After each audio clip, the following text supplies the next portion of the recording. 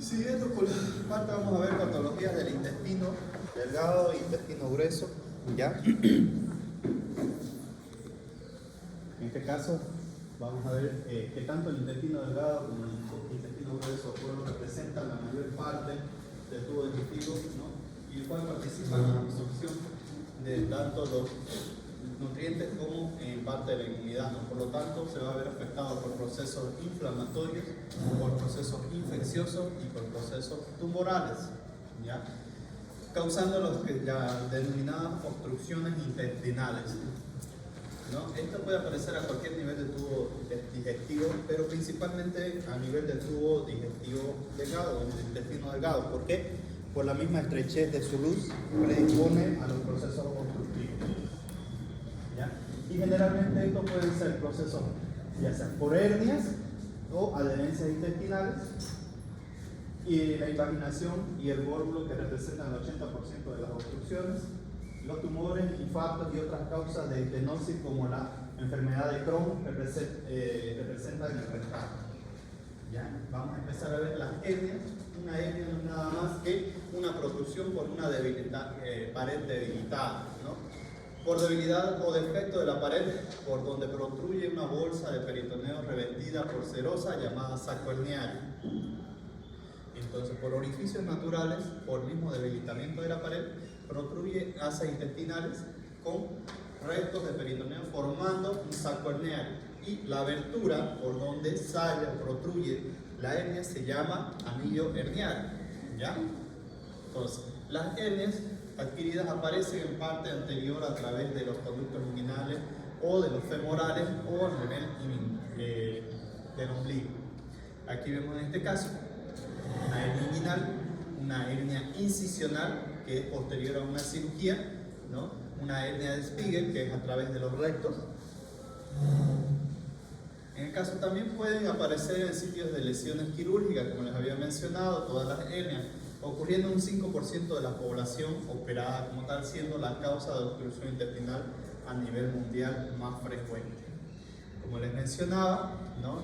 Toda incisión en pared abdominal puede derivar en una hernia dependiendo de la debilidad de la misma pared y otros fenómenos como por ejemplo paciente disproteinémico, paciente desnutrido, y por esa pared debilitada van a protruir las asas intestinales causando las denominadas hernias, aunque los cirujanos también las conocen como las llamadas eventuaciones, le dicen. Desde el punto de vista del libro se conocen las hernias por orificios naturales y las hernias incisionales, que serían las derivadas de algún proceso quirúrgico o protrusión de las asas intestinales a través de una pared debilitada previamente intervenida quirúrgicamente, ¿ya? Entonces, cuando se producen estas hernias, podemos ver las diferentes tumoraciones por el debilitamiento de la pared, y esto puede derivar en obstrucciones más adelante, siempre y cuando el saco herniario y las asas intestinales se vean obstruidas en el mismo anillo. Entonces, ¿no? Las hernias pueden ser las que protruyen por el trayecto inguinal en los varones, ¿no? Por el descenso de los testículos se forma un trayecto inguinal y además un debilitamiento de esta pared. Estas pueden ser de tamaño considerable, la hernia inguinoescrotal, el cual se llena de todo el contenido intestinal, asa intestinal de intestino delgado, intestino grueso, ¿no? Pueden ser en mayor o menor tamaño, pueden ser sintomáticos o asintomáticas. Este gran tamaño de hernias, en la mayoría de los casos los pacientes andan tranquilamente, aquí en Bolivia le conocen como los potrosos, no causando sintomatología. ¿Cuándo causan sintomatología? Cuando este proceso se obstruye, cuando la hernia se estrangula o se atasca. Puede ser unilateral o bilateral, como en este caso, y como podemos ver en la tomografía que estamos viendo aquí abajo, todas las asas intestinales bajan a lo que es el escroto, ¿ya? Entonces también puede haber hernias inguinales en la mujer, pero son de menor tamaño en comparación a la de los hombres, con mayor frecuencia en hombres que en mujeres, ¿ya? Bueno, la obstrucción se produce cuando la protrusión de asas intestinales por el orificio sin poder ingresar. Cuando tenemos una obstrucción intestinal, cuando esta hernia protruye por el anillo herniario y no puede volver a entrar. ya sea porque se obstruyó el drenaje venoso y este contenido de la masa herniaria aumentó, no pudiendo volver a ingresar. Entonces, la presión originada en el cuello, por donde protruye la hernia, donde sale la bolsa y el saco herniario, puede afectar el drenaje venoso inicialmente, y si afecta el drenaje venoso, porque no se olviden que el intestino está irrigado y la irrigación es arterial y venosa y pasa por los mesos. Cuando ese drenaje se corta, principalmente el venoso, posteriormente el linfático, ¿qué es lo que va a producir? Que a nivel del saco herniario se produzca una congestión y por ende todo lo que sale no va a poder volver a entrar, ¿no? Si este proceso no se detiene, no se vuelve a introducir la hernia, va a conllevar a mayor congestión, lo cual incrementa la masa herniaria, llevando a un atrapamiento permanente de la misma, lo cual va a producir un encarcelamiento de la hernia, que no va a poder entrar, ¿no? Si esto no se resuelve, o se produce la afectación del drenaje, de la irrigación arterial, y por ende, si hay alteración de la irrigación arterial, va a empezar a haber un proceso de necrosis, lo cual va a producir un estrangulamiento de la hernia. Entonces, la hernia puede dar dos complicaciones: un encarcelamiento de la misma y un estrangulamiento. ¿Cuál es la diferencia? Que en el encarcelamiento no hay compromiso vascular, o sea, la irrigación todavía tiene, pero en el estrangulamiento ya tenemos compromiso vascular. Entonces vemos que ya hay un proceso de isquemia y posteriormente un proceso de necrosis.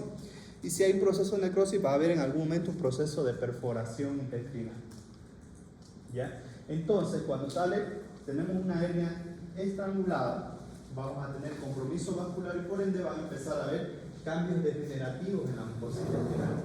Y si pudiéramos ver en el acto quirúrgico, vamos a ver parte del intestino necrosado, lo cual va a terminar en una exéresis del mismo, ya sea derivando en una colostomía del paciente o en una anastomosis término-terminal, ¿no? Esto se produce cuando pasa mucho tiempo, más de 6 o 12 horas estrangulada, empieza a haber un proceso de necrosis del mismo intestino, ¿ya? ¿Alguna pregunta sobre hernias? ¿Quedó claro? Bien. La otra causa de obstrucciones son las adherencias, ¿ya? Las adherencias son responsables del 75% de las causas de obstrucción intestinal, así como dolor pélvico crónico, infertilidad en mujeres con cirugías abdominales previas.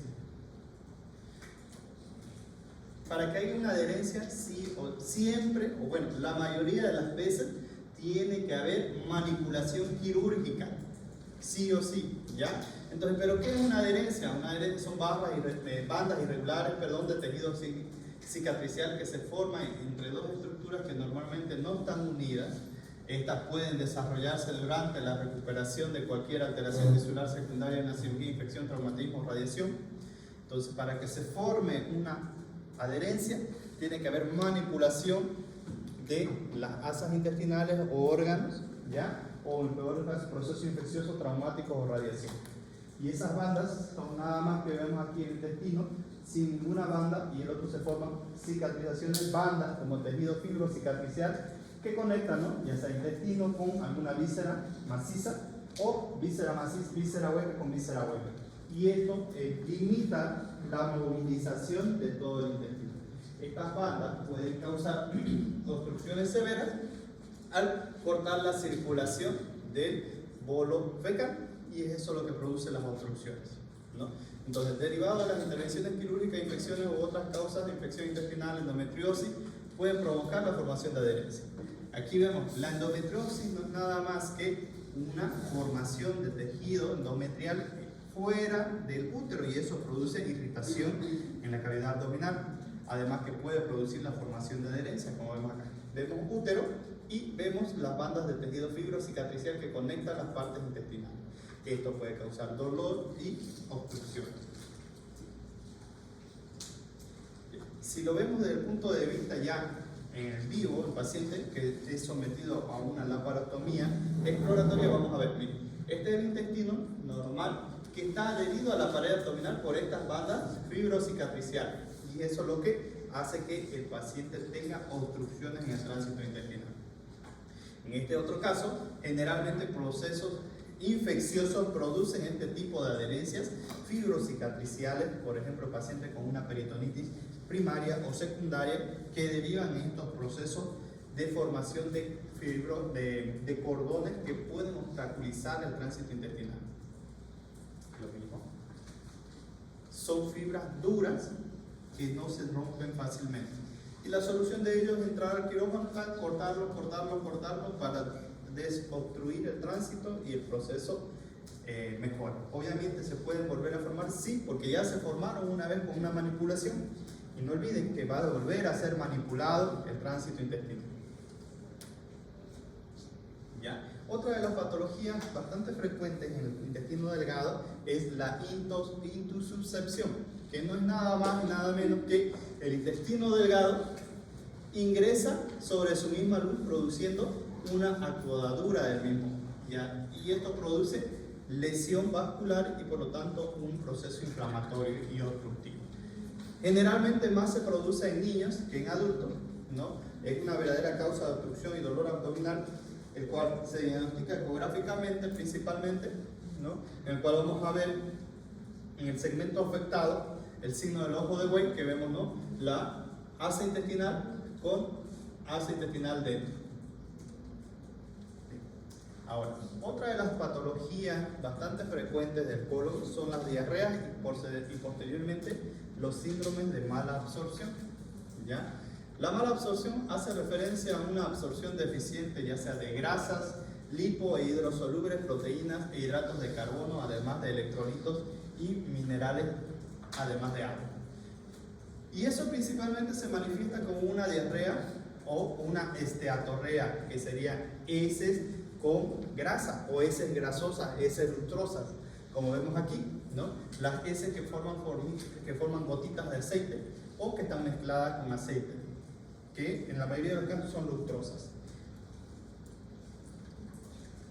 Bien, entonces siendo la manifestación más frecuente de ella la esteatorrea y heces voluminosas, ya sea con espuma, grasientas o amarillentas, que estamos viendo aquí. La principal característica de un síndrome de mala absorción es que tenemos deposiciones lustrosas o con grasa, ¿no? Entonces esto se llama esteatorrea, heces con grasa o heces lustrosas que dan este aspecto en el baño.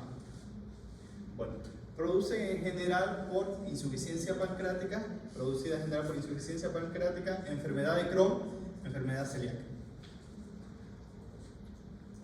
¿Está buena la charla ya? Una interrupción más y nos vamos y se van a ir a estudio. ¿Listo?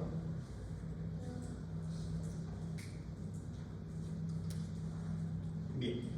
Esta es consecuencia de una alteración de al menos una de las 4 fases de absorción, teniendo las siguientes fases de absorción intestinal, que son digestión intraluminal, digestión terminal, transporte epitelial y transporte linfático, ¿no? Entonces, la digestión intraluminal, las proteínas y hidratos de carbono y grasas se descomponen en forma simple para la absorción, debido al molinete que hay en el estómago y al mismo proceso de mascar y deglutir. Vamos a transformar los alimentos en sustancias más simples de absorción, ¿no? Entonces, cuando hay una alteración en ese molinete, ya sea en el tránsito intestinal o una falta de masticación de los alimentos, vamos a tener una alteración en la absorción intraluminal de los alimentos, ¿no? En la digestión terminal, la hidrólisis de hidratos de carbono y péptidos por disacáridos y peptidases en el borde del cepillo de la mucosa del intestino. Cuando hay una alteración, ya sea en la segregación de bilis o la pancreatina, que es netamente secretada por el páncreas, va a haber una mala absorción de lo que son los lípidos y por lo tanto vamos a tener mayor cantidad de grasa en el intestino y por eso van a defecar los pacientes más grasosos, ¿ya? El transporte epitelial, los nutrientes y electrolitos son transportados a través del epitelio, ¿no? al interior del enterocito para ser procesado.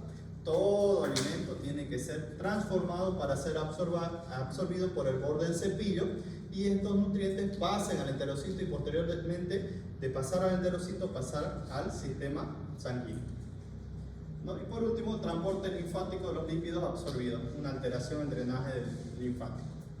Ya. La mala absorción crónica puede producir meteorismos. ¿Qué es meteorismo? Distensión abdominal, ¿no? Posterior a las comidas ricas en grasa, diarreas, dolor abdominal, pérdida de peso, ¿no? Atrofia muscular, atrofia de la mucosa intestinal, anemia, deficiencia de vitaminas y osteopenia. Obviamente, si vemos un paciente que no puede procesar, no puede absorber, no puede digerir los alimentos, va a tener un proceso de catabolismo. Dentro de ello, atrofia muscular, ¿no? Atrofia de la mucosa gastrointestinal, diarreas y un paciente con astenia y adenosis. Bien. Hablamos de síndrome de mala absorción y síndrome de mala absorción es prácticamente sinónimo de decir diarreas, ¿no? Y las diarreas se definen como un aumento de la masa, frecuencia, fluidez de las heces superior a 200 gramos día. ¿Ya? Entonces, eso es diarrea. Tanto la mala absorción de nutrientes como la secreción de líquidos por el intestino puede contribuir a la diarrea. La diarrea dolorosa y la diarrea hemorrágica de pequeño volumen se conoce como disentería.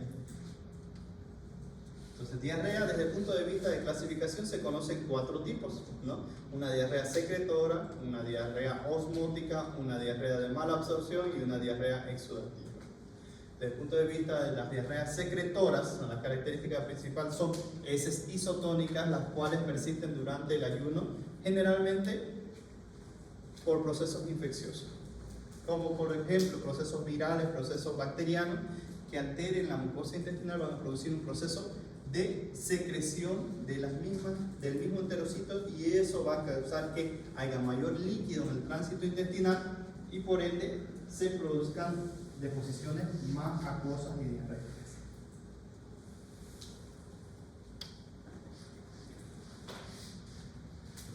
La diarrea secretora se produce por alteraciones en el transporte de líquidos y electrolitos a través de la membrana, ¿ya? La causa, el proceso infeccioso, principalmente en niños, rotavirus, drogas, fármacos, colchicina, secretagogos, luminales o sintéticos, o el síndrome de Sjögren-Helton, ¿no? Entonces, que producen una alteración en la secreción del enterocito como tal. La diarrea osmótica se debe a una excesiva fuerza osmótica, como su nombre lo dice, ejercido por solutos intraluminales, sin absorberlo, ¿no? Entonces, ya sea alimentos, ya sea fármacos que no se absorben a nivel intestinal, va a producir un mayor acúmulo de agua a nivel intraluminal y esto va a hacer que las heces sean más blancas. Ejemplo clásico, cuando uno come mucha comida, sobre todo rica en proteína o carnes, va a producir efectos diarreicos que con dejar de comer mejora la diarrea. Farmacológicos, por ejemplo, la lactulosa que utilizamos mucho en hospitales, ¿no? Que no se absorbe y tiene una carga osmótica activa, atrae líquido a la luz intestinal y produce las deposiciones diarreicas. Esta diarrea cede con el ayuno, ¿ya? Entonces vemos que otra de las diarreas osmóticas los pacientes que tienen intolerancia a la lactosa, ¿no? Normalmente nosotros cuando ingerimos lactosa, esta se metaboliza a través de la lactasa, el cual se convierte en glucosa y la glucosa se puede absorber. Cuando hay una deficiencia en la producción de lactasa, entra la lactosa y no se puede metabolizar, lo cual produce que en intraluminal se absorba más agua y produzca la diarrea posterior a la ingesta de la misma lactosa, ¿ya? Diarrea de mala absorción es un fallo generalizado en la absorción de nutrientes, se caracteriza por esteatorrea y se alivia con el ayuno, ¿no? Entonces, generalmente puede ser por debido de alguna de estas fases. Una fase luminal, en ella las secreciones gástricas y biliares pancreáticas hidrolizan las grasas y proteínas y los hidratos de carbono, ¿no? Difíciles, un déficit de tales secreciones produce mala absorción y diarrea. En la fase mucosa se complementa con hidrólisis de los principios inmediatos. Estos se captan por el enterocito y se separan para su transporte posterior a la lesión de la mucosa. Y una fase post-absortiva, ¿no? Supone una incorporación de los nutrientes a la circulación sanguínea linfática. La insuficiencia vascular o la obstrucción linfática impide el transporte de célula intestinal a los órganos donde lleva a cabo el almacenamiento y metabolismo de los nutrientes. Y por último, la diarrea exudativa, debido a enfermedades inflamatorias, se caracteriza por heces purulentas y a menudo hemorrágicas que continúan durante el ayuno. Entonces, por un proceso inflamatorio netamente, vamos a tener diarreas exudativas donde hay lesión del enterocito, pero no por un proceso infeccioso, sino por un proceso inflamatorio. Véngase a decir, tanto la colitis ulcerosa como la enfermedad de Crohn que pueden causar diarrea, generalmente sanguinolenta, que puede estar asociada a una diarrea mucosanguinolenta. Estas no ceden con el ayuno y persisten, que son diarreas crónicas generalmente de meses particularmente. ¿Ya?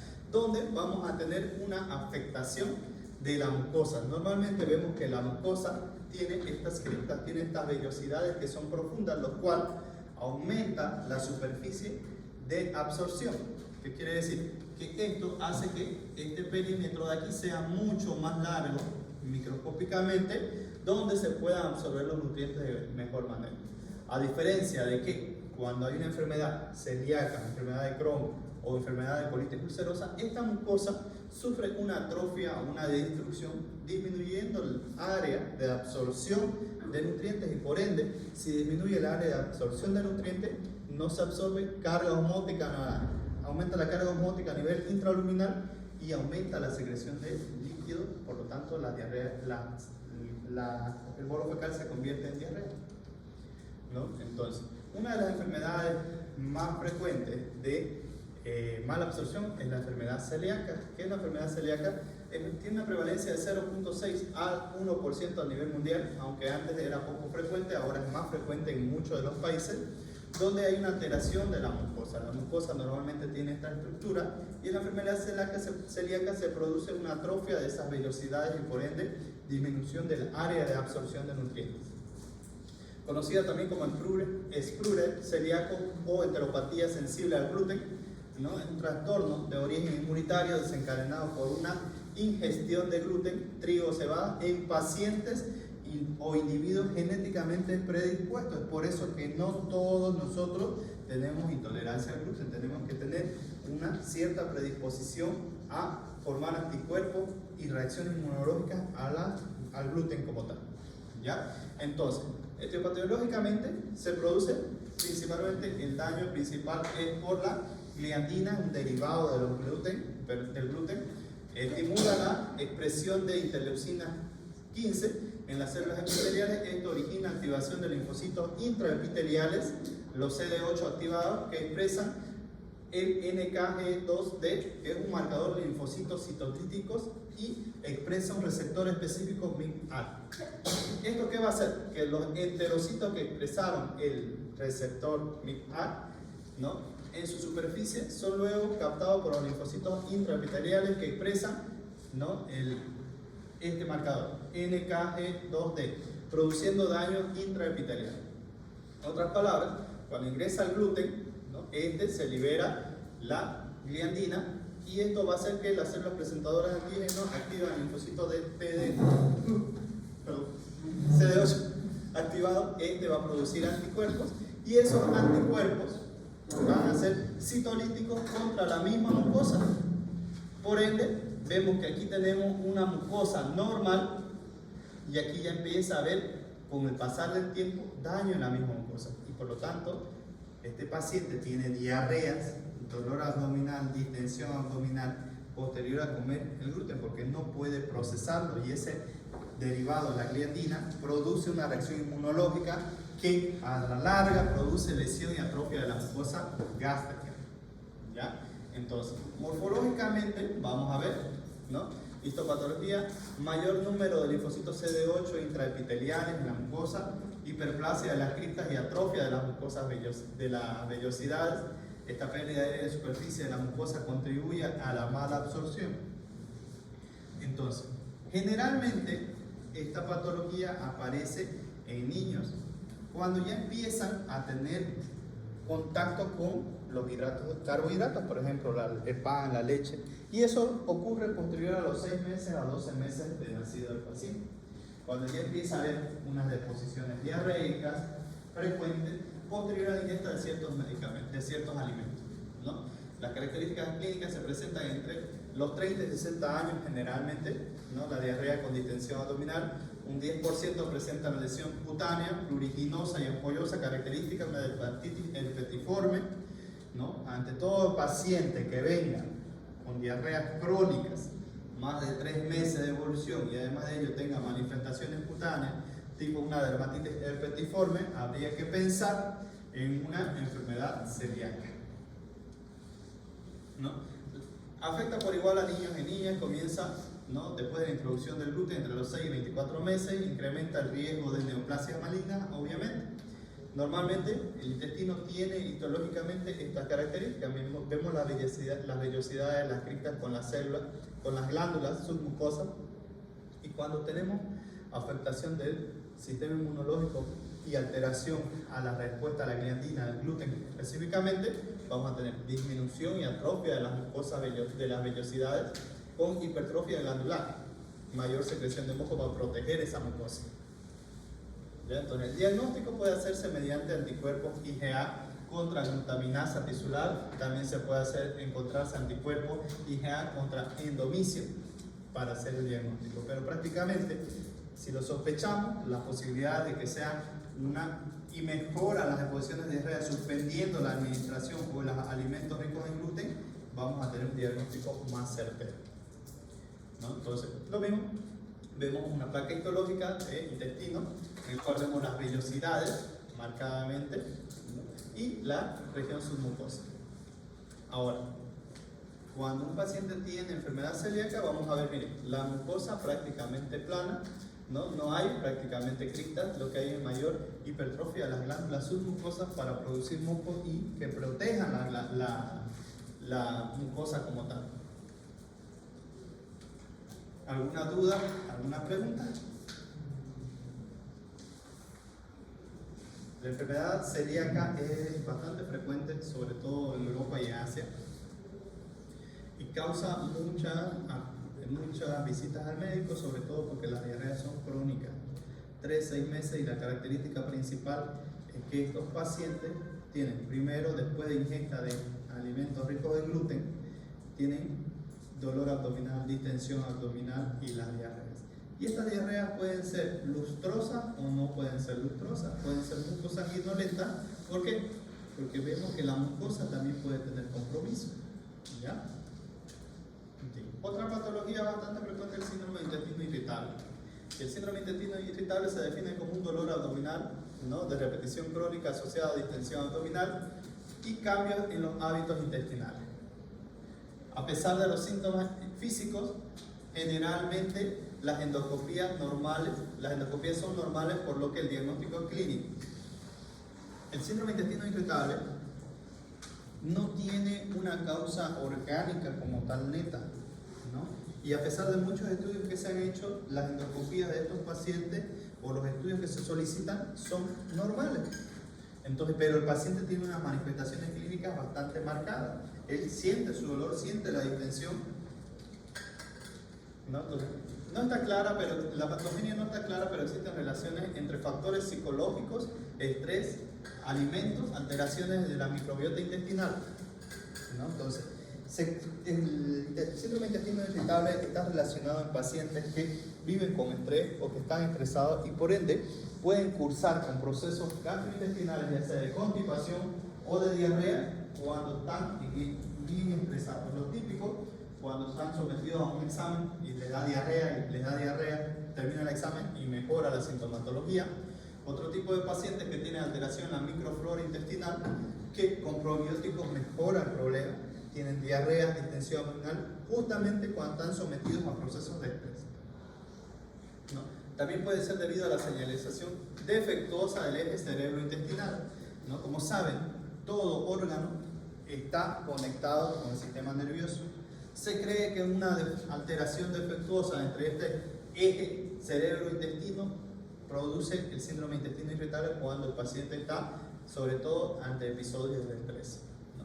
Las características clínicas pueden haber pacientes con manifestaciones diarreicas o estreñimiento, o los dos, intercambiando. Unos meses está con diarrea, otros está constipado, o netamente diarrea cuando tiene su evento de estrés, ¿ya? El diagnóstico o los criterios clínicos para establecer un síndrome de intestino irritable son los siguientes, ¿no? Dolor abdominal o malestar abdominal de 3 días al mes durante 3 meses con mejoría después de la defecación, ¿no? Con cambios en la frecuencia o en las S.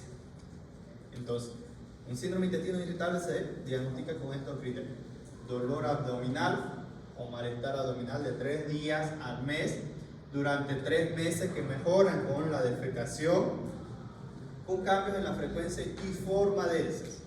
¿Qué quiere decir? Que puede estar con diarrea o puede estar con constipación o puede tener heces pastosas o puede tener heces muy duras. ¿Ya? Bien. Entonces, característico del síndrome de intestino, ¿no? Síntomas: dolor abdominal, que puede causar diarreas, ¿no? Que puede causar estreñimiento, que puede causar gases.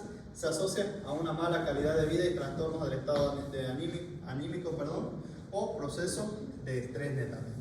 Y toda esta sintomatología mejora cuando el paciente va al baño, evacúa y el dolor abdominal pasa. Bien. Ahora, dentro de las enfermedades inflamatorias, dentro del intestino, pero existen las enfermedades inflamatorias intestinales, ¿no? Y hay 2 a 3 enfermedades clásicas, ¿no? La enfermedad intestinal, ¿no? La enfermedad compleja que engloba interacciones de la microbiota y la inmunidad del huésped en individuos genéticamente predispuestos que conducen a una activación inmunitaria inadecuada de la mucosa. Entonces, este proceso es netamente inmunológico. Como sabemos, nosotros tenemos células de defensa y esas células pueden causar por lesión directa o por formación de anticuerpos.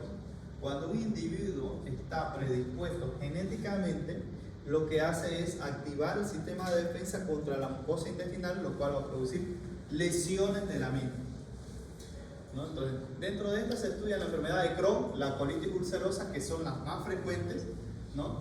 La distensión se basa entre los sitios afectados, básicamente, siendo que la colitis ulcerosa afecta solo colon y recto, y la enfermedad de Crohn puede afectar cualquier parte del tubo digestivo, desde la boca hasta el ano, pero en particular no todo uniformemente, sino en trayectos.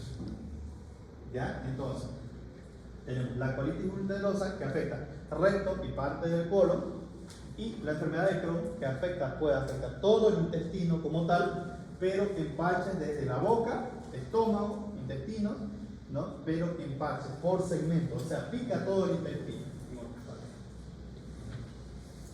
Generalmente aparece entre los 20 años, pero puede aparecer a cualquier edad. Es 3 veces más frecuente en judíos.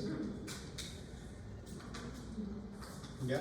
Y hablando de porcentaje, el intestino delgado generalmente se ve afectado en el 40% de las veces, el intestino delgado y colon en un 30% de las veces, y colon exclusivo 30% en el caso particular de la enfermedad de Crohn. ¿Ya? Este puede dar lesiones salteadas, asimétricas, úlceras actoides, que quiere decir estas úlceras de bordes irregulares con ese tono blanquecino, ¿no? Estrelladas o longitudinales rodeadas de mucosa sana. Como vemos, la lesión aquí en esta endoscopía, particularmente circunscrita a este segmento, pero aquí vemos áreas de mucosa normal.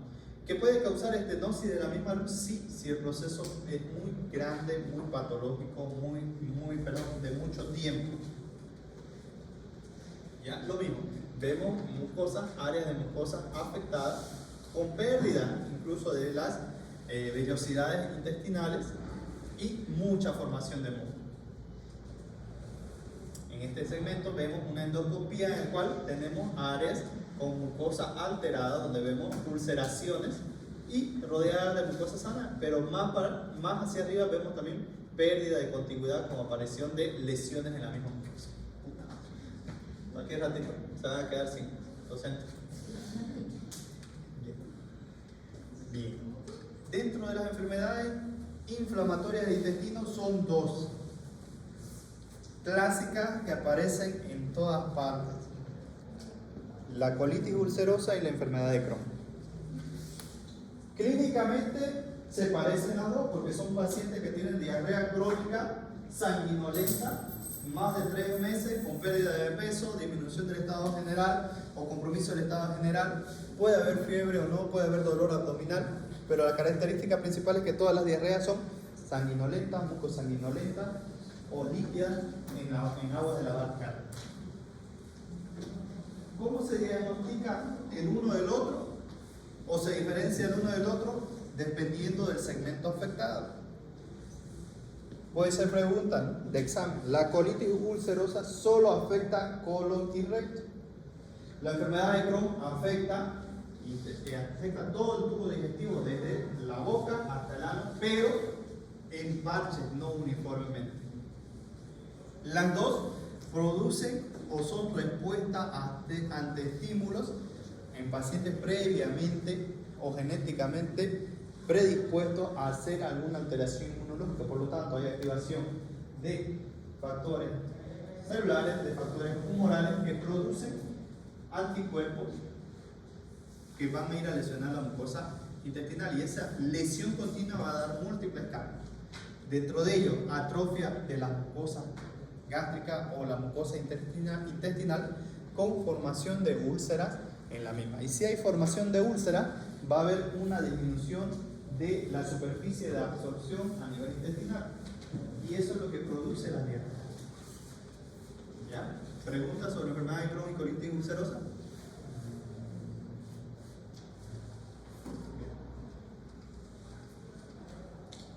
Bien. Otra patología frecuente son los pólipos, ¿no? Los pólipos, que son tumoraciones generalmente benignas en todo el colon, ¿no?, que son proyecciones hacia la luz del mismo colon. Estos pueden ser pólipos tipo IP, pólipos exudados, o sea que tienen una lesión, pólipos gastrectomizados, ¿no?, o pólipos hiperplásicos. Son bastante comunes, no producen sintomatología, son de hallazgo ocasional o fortuito por otros estudios solicitados por alguna otra cosa, no producen sintomatología significativa, a no ser que esas ulceraciones se perforen, que pasa muy pocas veces. ¿Ya? La otra patología de colon bastante frecuente son los divertículos, que son solo evaginaciones, ¿no?, de la mucosa, por ende las tres capas, y esto puede dar en todo el trayecto del colon, los cuales pueden producir procesos inflamatorios netamente, causando diverticulitis, y procesos hemorrágicos, ¿no? Entonces, cuando uno de ellos se perfora, causa perforación intestinal o pueden sangrar, ¿ya? Entonces, lo cual predispone a mucho dolor abdominal, predispone a diarreas y constipaciones crónicas en los pacientes. Entonces, si lo vemos endoscópicamente, vamos a ver que al momento de hacer una colonoscopía se introduzca el endoscopio, por ende se insufla el colon. Vamos a ver que la mucosa se distiende en mucosa normal y vemos estas evaginaciones en las cuales se forman verdaderos sacos que se pueden llenar de materia fecal, y esto causa procesos inflamatorios como las diverticulitis. ¿Alguna duda? ¿Alguna pregunta? ¿Algo que no haya quedado claro?